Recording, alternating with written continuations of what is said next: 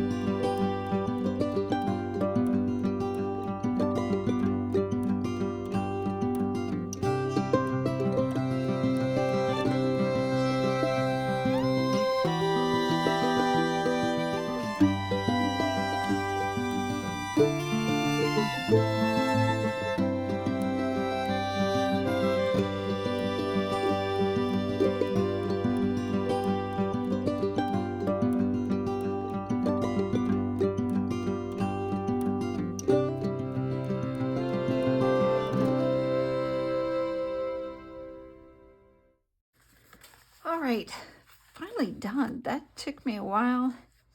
I screwed up on the vellum.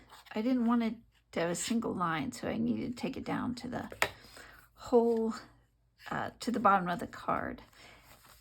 Then I realized that you could see the tape runners, so pulling out the adhesive sheets really helped. Full coverage of the adhesive. Decorate the inside, decorate the back flap, and you have a really cute birthday card. Thank you so much for watching. Don't forget to hit like, share, and subscribe, and we'll see you next week. Bye.